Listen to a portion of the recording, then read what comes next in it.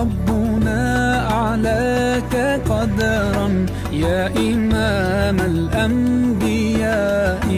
أنت في الوجدان حي، أنت للعينين ضي، أنت عند الحوض ري، أنت هاد وصفي يا حبيبي